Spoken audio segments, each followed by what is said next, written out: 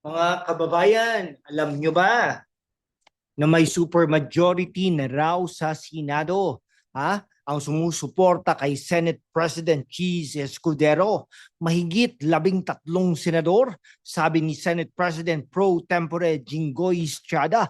Pero teka, bakit parang may plot twist sa politics na ito, ha? Ano ang tunay na kwento sa likod ng numerong ito?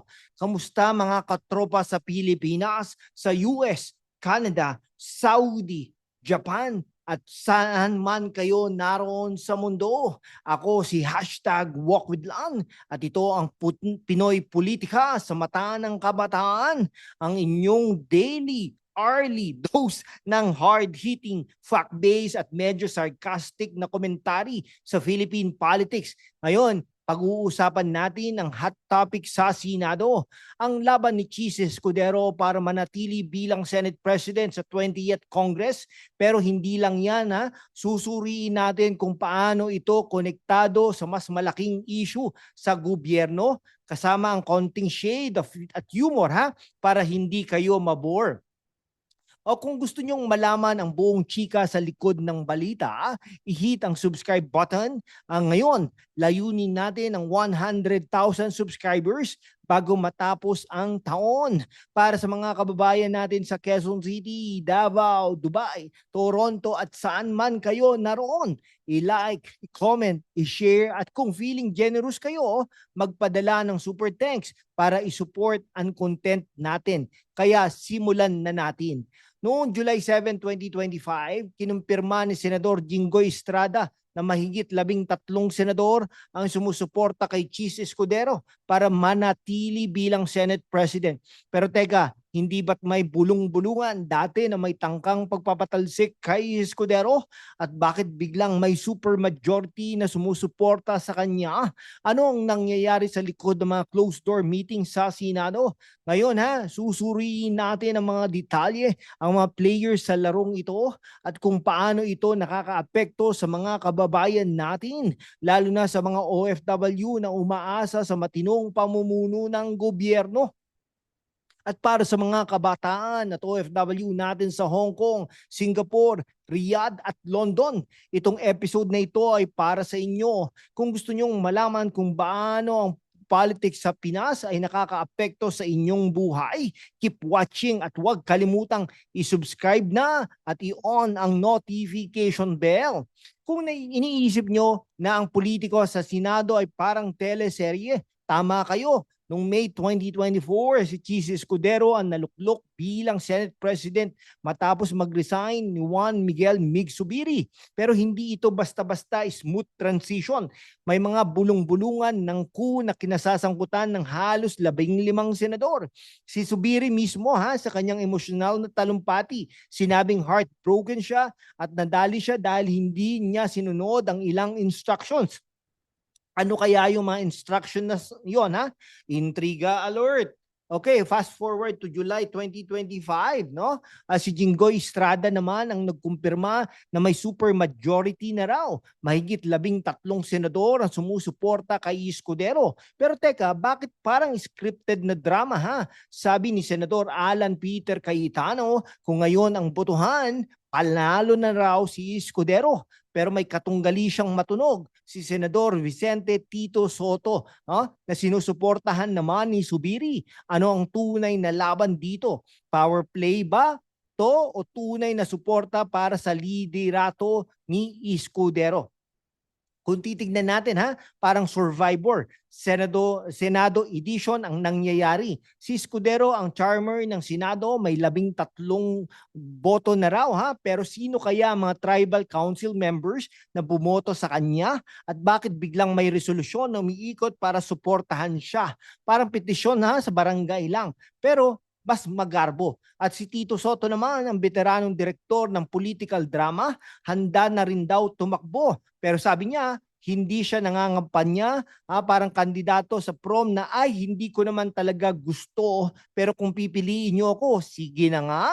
Oh, Seryoso na ha mga katropa, anong ibig sabihin ng supermajority na suporta kay Escudero sa 24 na senador? Ang 13 ay sapat na para manalo sa botohan. Pero bakit mahalaga ito? Ang Senate President ay hindi lang basta presider ng mga session, siya nagkokontrol ng agenda ng Senado, kung ano ang mga batas ang uunahin, kung ano ang mga issue na pagdedebatihan. Si Escudero halimbawa ay kilala sa kanyang suporta sa mga issue tulad ng pagpapababa ng presyo ng bigas na mahalaga para sa inflation. Pero sa mga kritiko rin siya tulad ni Subiri na nagsabing parang maladiktador ang estilo ng pamumuno ni Escudero. Ang tanong, sino ang mga senador na sumusuporta kay Escudero Sabi ni Senador Joel Villanueva, kabilang siya sa 13 at may mga bagong senador pa na sumusuporta rin daw, no? Pero si Senate Majority Leader Risa Hontiveros, sabi niya, hindi siya sasali sa majority at posibleng mawala na rin siya bilang minority leader, no? At si Tito Soto, may 3 hanggang 4 na senador na daw ang kumakausap sa kanya para tumakbo. So may silent majority ba talaga o may mga silent rebels din Kung nag-i-enjoy nyo ang breakdown natin, i-hit ang like button at i-share sa mga kaibigan nyo sa Dubai, Sydney o New York. Gusto natin ng 100,000 subscribers. Kaya i-click ang subscribe button at mag-comment ng cheese or tito para malaman natin ang pulso nyo.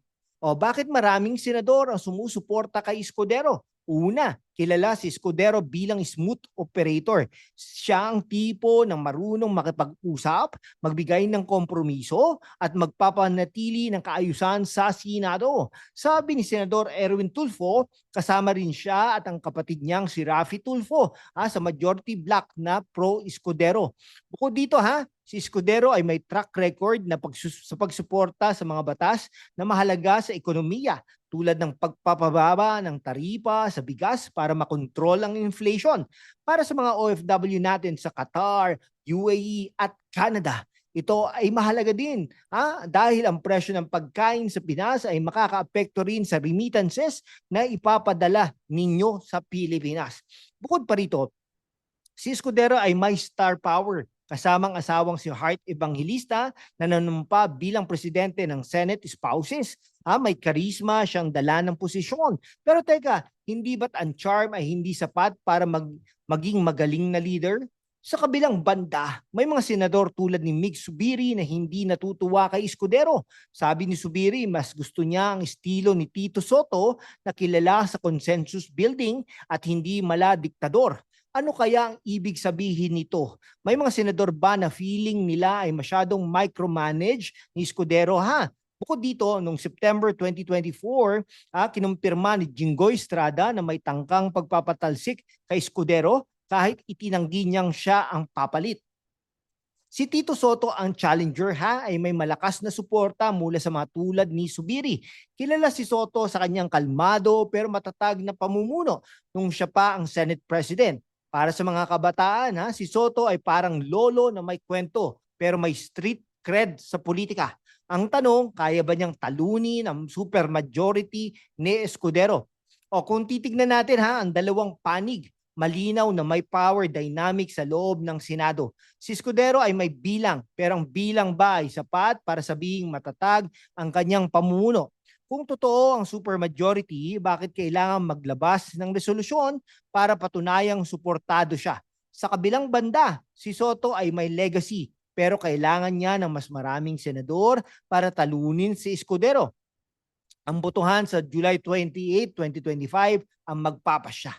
Para sa mga OFW natin sa Singapore, Hong Kong at Saudi, mahalagang malaman ito dahil ang liderato ng Senado ay nakakaapekto sa mga batas na magbibigay ng proteksyon sa inyo tulad ng mga pulisiya sa remittances o OFW welfare. Kaya naman kailangan nating bantayan kung sino ang mananalo dahil ang boto nila ay boto natin. Kung gusto nyong updated sa mga ganitong political drama, isubscribe ang channel natin Mag-comment kayo kung sino ang bet nyo, Escudero o Soto. At para sa mga kababayan natin sa Milan, Sydney at Doha, magpadala ng super thanks para i-support ang content natin. Ngayon, pag-usapan natin ang mas malaking picture ha. Anong epekto ng labanang ito sa Senado sa mga Pilipino? Ang Senate President ay may labanang ay may malaking papel ha sa paggawa ng mga batas. Halimbawa, si Escudero ay vocal sa pagsuporta sa pagpababa ng presyo ng bigas na mahalaga para sa inflation. Pero sa mga issue rin tulad ng divorce bill na sinabi niyang hindi pa malinaw kung ilang senador ang pabor o kontra. Sa kabilang banda, si Soto ay kilala sa kanyang konserbatibong pananaw, lalo na sa mga isyong tulad ng divorce at reproductive health. Kung siya ang mananalo, posibleng magbago ang direksyon ng mga batas na ito. Para sa mga kabataan sa Quezon City, Cebu at Davao, mahalaga ito dahil ang mga batas na ito ay nakakaapekto sa inyong kinabukasan. At para sa mga OFW natin sa Dubai, London at Toronto, ang mga pulisiyang ito ay maaring magpabago sa inyong suporta sa pamilya sa Pinas. Kung iisipin natin ha, ang labanang ito sa Senado ay hindi lang lokal na issue. Sa US, halimbawa, ang mga political leadership races ay madalas ding puno ng drama. Tandaan ha, ang mga labanan sa US Congress para sa House Speaker, pero sa Pinas ha, mas personal ang labanan. Ang Senado natin ay parang maliit na barangay. Lahat kilala ang isa't isa at lahat may history. Si Escudero at Soto halimbawa ay parehong veterano sa politika, pero magkaiba ang estilo. Si Escudero ay mas modern habang si Soto ay mas traditional. At para sa mga OFW natin, ang pamumuno sa Senado ay mahalaga dahil ito ang magdidesisyon sa mga batas na magbibigay ng proteksyon sa inyo. Halimbawa, ang mga pulisiya sa OFW welfare o remittance fees ay maaaring maapektuhan ng kung sino ang Senate President. Kaya naman, kahit nasa Riyadh, Singapore o Vancouver kayo, kailangan niyong bantayan ang mga ganitong balita. Kung titignan natin ha, parang chess game ang Senado. Si Escudero ang king na may 13 plus pawns, pero si Soto ang bishop na may ilang loyal na knights. Pero teka, sino ang tunay na queen sa likod ng labanang ito? Baka mga senador na tahimik lang pero may hidden agenda? At para sa mga kabataan, parang among us ito, sino ang impostor sa Senado? Kung nai-entertain kayo sa political teleserye natin, i-like at i-share ang video na ito. Mag-comment kayo ng super majority o super drama at sabihin nyo kung ano ang tingin nyo sa labanang ito. At para sa mga kababayan natin sa Jeddah, Abu Dhabi at Melbourne, magpadala ng super thanks ha para tuloy-tuloy ang content natin. So, ano ang susunod na sa labanang ito? Ang botohan sa July 28, 2025 ang magpapasya kung sino ang mananatili o magiging bagong Senate President. Kung mananalo si Escudero, asahan natin ang mas maraming batas na nakatuon sa ekonomiya tulad ng pagpapababa ng presyo ng pagkain. Pero kung si Soto ang mananalo, baka mas maraming conservative na pulisiya ang uunahin. Pero teka, may isa pang posibilidad. Baka magkaroon ng dark horse ha, sa Senado. May mga senador bang tahimik lang pero may secret plan? At paano na mga isyong tulad ng divorce, OFW welfare at inflation? Para sa mga kabataan at OFW natin, ito ang mga isyong kailangan nating bantayan. Kaya naman mga katropa ha, ano ang tingin ninyo? Si Escudero ba ang tamang leader para sa Senado? O oras na para bumalik si Soto? Mag-comment kayo sa baba at sabihin nyo ang inyong opinion. At para sa mga kababayan natin sa Davao, Cebu, Dubai at Toronto, i-share ang video na ito sa mga kaibigan nyo para mas maraming makakaalam ang totoong kwento sa likod ng mga balita. Kaya naman mga katropa, malinaw na ang labanan sa Senado ay hindi lang tungkol kay Escudero o Soto. Ito ay tungkol sa kinabukasan ng Pilipinas. Ang supermajority na suporta kay Escudero ay mukhang matatag, pero ang politika ay puno ng sorpresa. Ang mahalaga, kailangan nating bantayan ang mga batas na gagawin ng Senado dahil ito ang magdidesisyon sa presyo ng bigas, sa OFW welfare at sa iba pang isyong mahalaga sa atin. Kung nagustuhan nyo ang episode natin ngayon, i-hit ang subscribe button at i-on ang notification bell. Layunin natin ang 100,000 subscribers, kaya i-share ang video na ito sa mga kaibigan nyo sa Manila, Hong Kong, Riyadh at London.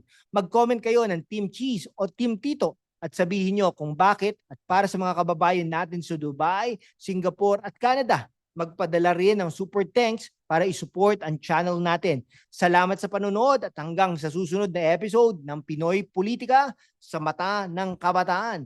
Para sa mga kababayan natin sa Quezon City, Davao, Cebu at sa lahat ng OFW sa buong mundo, ito ang inyong channel para sa totoong kwento ng politika sa Pilipinas. Keep watching, keep engaging, at magtutuloy-tuloy tayo sa pagbabantay ng ating gobyerno. Salamat at magkikita-kita ulit tayo sa mga susunod na videos. Maraming salamat at mabuhay ang Pilipinas!